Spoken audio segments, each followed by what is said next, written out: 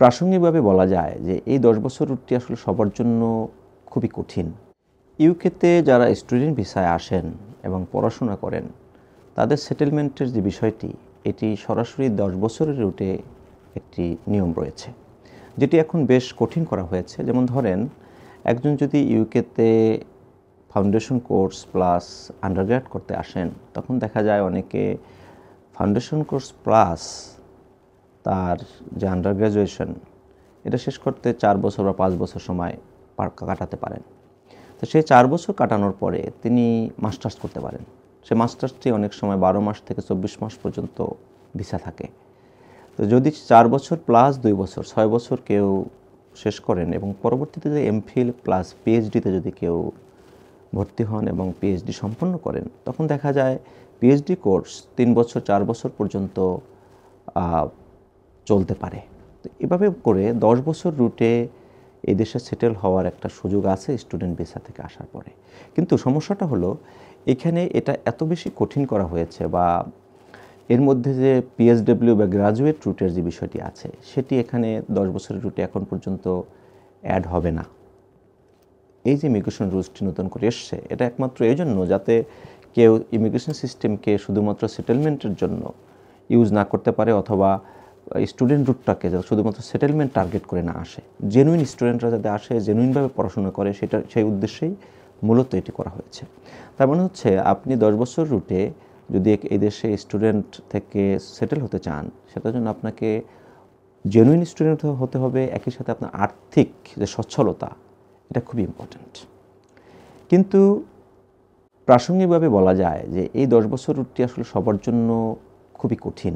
কারণ হলো একই সাথে আপনার এত পরিমাণ যে খরচ প্রতি বছর, যে মেনটেন্যান্স এবং টিউশন ফি, এটা অনেকেই কাটাতে পারে না। তো অল্টারনেটিভলি আরও কিছু অপশন হয়তো থাকে। যেমন ধরেন, যদি কেউ আপনি এদেশে আসলেন মাস্টার্স কোর্সে অথবা অনার্স কোর্সে, আসার পরে আপনি যখন আপনার কোর্সটি শেষ করলেন, করার পরে আপনি কিন্তু আপনি যদি কোয়ালিফাইড হন, আপনার নলেজ ভালো থাকে, আপনি কিন্তু একটা স্কিলড ওয়ার্কার স্পন্সরশিপ পেতে পারেন। এবং এভাবে যদি কেউ স্কিলড ওয়ার্কার ভিসায় সুইচ করতে পারেন, তখন কিন্তু তিনি 5 বছর রুটে সেটেলমেন্ট পেতে পারেন ইউকেতে। তার মানে হচ্ছে কি, তিনি তার কোর্স শেষ করলেন, করার পরে স্কিলড ওয়ার্কারে গেলেন, তার এডুকেশন যেহেতু সম্পন্ন হয়েছে, সেহেতু তিনি স্কিলড ওয়ার্কার রুটে মানে তিনি যেদিন শুরু করবেন সেদিন থেকে তিনি 5 বছর পরে কিন্তু সেটেলমেন্ট পেতে পারেন। ঠিক একইভাবে একজন স্টুডেন্ট তিনি কিন্তু তার কোর্স সম্পন্ন করার পরে যদি দেখা যায় তিনি সাথে সাথে পাচ্ছেন না কোনো স্কিলড ওয়ার্কার স্পন্সরশিপ, তখন তিনি কিন্তু পিএসডব্লিউ বা গ্রাজুয়েট রুটে সুইচ করতে পারেন 2 বছরের জন্য, এবং ওই সময় তিনি এক্সপিরিয়েন্স গ্যাদার করে তার যে একাডেমিক নলেজ প্লাস এক্সপিরিয়েন্স, এই দুইটা মিলিয়ে তিনি কিন্তু একটি স্পন্সরশিপ হয়তো পেতে পারেন, এবং পাওয়ার সুযোগ আছে যারা খুব সিরিয়াস তাদের জন্য। এবং পাওয়ার পরে তিনি কিন্তু ওইভাবে সেটেলমেন্ট পেতে পারেন স্কিলড ওয়ার্কার রুটে। তার মানে স্টুডেন্ট এসে স্কিলড ওয়ার্কার রুটে সুইচ করে তিনি সেটেলমেন্ট পেতে পারেন। আবার একই সাথে দেখা যায় বিজনেস ভিসা আছে, যেমন ইনোভেটিভ ফাউন্ডার সহ কিছু ভিসা আছে, যেটা সেটেলমেন্ট অপেক্ষাকৃত কম সময়ে। যেমন আপনি অনার্স বা মাস্টার্স করলেন ইউকেতে, তো মাস্টার্স কোর্স শেষ করার পরে আপনি যদি ওরকমের আপনার অ্যাডভান্স নলেজ থাকে, আপনার যদি প্রিভিয়াস ব্যাকগ্রাউন্ড স্ট্রং থাকে, আপনি যদি এক্সেপশনালি ট্যালেন্ট হন, তখন কিন্তু আপনি একটা ইনোভেটিভ ফাউন্ডার যেটি, এই বিষয়টি অ্যাপ্লাই করতে পারেন, যেটা একটু জটিল কিন্তু ইটস পসিবল ট্যালেন্টের জন্য। এবং আপনি যেদিন থেকে আপনি এই ভিসাটি পাবেন তারপর 3 বছরের মধ্যে আপনি সেটেলমেন্ট পেতে পারেন। তার মানে হচ্ছে কি, স্টুডেন্ট এসে তিনি এক্সপিরিয়েন্স গ্যাদার করলো, তিনি একাডেমিক নলেজ নিলেন এবং এক্সপিরিয়েন্স গ্যাদার করলো, দুইটা মিলিয়ে তারপর যখন তিনি এক্সেপশনাল ট্যালেন্ট হিসেবে তিনি ইনোভেটিভ ফাউন্ডার ভিসায় গেলে তারপর থেকে 3 বছরে তিনি সেটেলমেন্ট পেতে পারেন।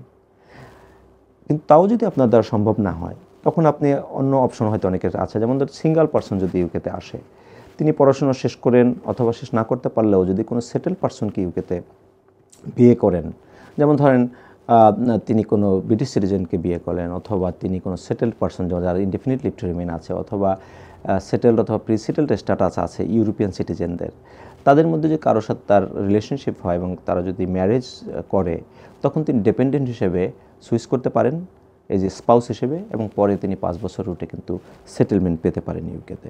এবং সেটাও যদি সম্ভব না হয়, যদি দেখা যায় যে না, তিনি ফ্যামিলি সহ এসছে, যেমন তার সন্তান থাকতে পারে এবং তিনি স্ত্রী সহ থাকতে পারে, তখন তার ফ্যামিলি অ্যান্ড প্রাইভেট লাইফের একটা কিন্তু অপশন থাকে। যেমন আপনি অনার্স করলেন, আন্ডারগ্রেড করলেন, কিন্তু আন্ডারগ্রেডে তো ফ্যামিলি নিয়ে আসা যায় না। কিন্তু মাস্টার্স প্লাস রিসার্চ যাদের, তারা ফ্যামিলি নিয়ে আসতে পারে, অথবা যারা আগে ফ্যামিলি নিয়ে এসছেন, তাদের চিলড্রেন অলরেডি আছে, তাদের জন্য এই অপশনটি এখন খোলা থাকতে পারে। কীভাবে? যে আপনি অলরেডি 4 বছর বা 5 বছর থেকেছেন, কিন্তু আপনার একটি চাইল্ড আছে যার বয়স অলরেডি ইউকেতে যিনি থাকছেন অলরেডি 6 বছর বা 5 বছর, তখন ফ্যামিলি অ্যান্ড প্রাইভেট লাইফে অ্যাপ্লিকেশন করার সুযোগ আছে। এবং এই চিলড্রেনের বয়স যখন 7 বছর হয়ে যাবে, মানে ইউকেতে তিনি 7 বছর থেকেছেন, আপনার চাইল্ড, তখন কিন্তু আপনি এই বাচ্চার রুটে একটি ভিসা পেতে পারেন, যে বাচ্চা 7 বছর ইউকেতে থেকেছে অথবা ইউকেতে জন্ম হয়েছে। যদি ইউকেতে জন্ম হয় এরপরে সে 7 বছর থাকে, তাহলে এই বাচ্চা কিন্তু ইনডিফিনিট লিভ টু রিমেইন পেয়ে যাবে 7 বছর পরে। আর যদি বাংলাদেশে অথবা পৃথিবীর অন্য কোথাও জন্ম হয়েছে কিন্তু ইউকেতে এসে 7 বছর থেকেছে, তখন তিনি 2.5 বছরের লিমিটেড লিভ টু রিমেইন পাবে, এবং সেটা কিন্তু প্যারেন্টরাও পরে পেতে পারে, এবং ওই রুটে তারা 10 ইয়ার্স রুটে সেটেল হতে পারে। তেমন হচ্ছে কি, আপনার সেটেলমেন্টের একটা সুযোগ ইউকেতে আছে স্টুডেন্ট ভিসায় আসলেও, কিন্তু বেস্ট হচ্ছে যদি আপনি পড়াশোনা করতে পারেন অথবা পরবর্তীতে স্কিলড ওয়ার্কারে যেতে পারেন। অল্টারনেটিভলি যে ইউজুয়াল ভিসাগুলো, সেটি যে 10 ইয়ার্স রুটের সাথে যে কম্বিনেশন ইজ ভেরি ডিফিকাল্ট এই সময়ে এসে। এখন দেখা যাচ্ছে আপনি স্টুডেন্ট ভিসায় আসলেন, আসার পরে আপনি কোথাও সুইচ করতে পারলেন না, অল্টারনেটিভ কোনো ইস্যু আপনার সাথে ম্যাচ করছে না, তখন যেটা হতে পারে আপনার দেশে চলে যাওয়াটাই হচ্ছে বেস্ট। কিন্তু দেশে যদি কোনোভাবে সিগনিফিক্যান্ট কোনো সমস্যা থাকে, সেক্ষেত্রে একটা অপশন থাকে, যেমন ধরেন সিগনিফিক্যান্ট সমস্যাটা কী, যেমন যদি আপনার কোনো অ্যাসাইলামের গ্রাউন্ডস থাকে, যেমন ধরেন লাইফ রিস্ক থাকে কোনো রিজনে, যে রিজনটি 5টি যে ইউএন কনভেনশনাল রিজন আছে, পলিটিক্যাল সহ অন্যান্য, এর কোনোটি যদি আপনার থাকে এবং সে কারণে যদি আপনার লাইফ রিস্ক থাকে নিজের দেশে, তখন আপনি অ্যাসাইলাম ক্লেম করতে পারবেন, এবং সেই রুটেও আপনি অ্যাসাইলাম পাওয়ার পর থেকে 5 বছর পরে আপনি সেটেলমেন্ট পেতে পারেন। আবার এই 5 বছর অনেক সময় দেখা যায় যে আপনার যে কম্বিনেশন প্রিভিয়াসলি যদি এর আগে আপনি 6 বছর বা 7 বছর থেকে থাকেন, এবং আপনার যদি 3C লিভ কন্টিনিউ থাকে, তখন 10 ইয়ার্স রুটেও এই অ্যাসাইলাম পাওয়ার পরে সেটেলমেন্টের একটা সুযোগ রয়েছে, এবং এটা বিভিন্ন জন অনেক সময় মানে এক কথা হচ্ছে এরকম সেটেল হতে পেরেছে।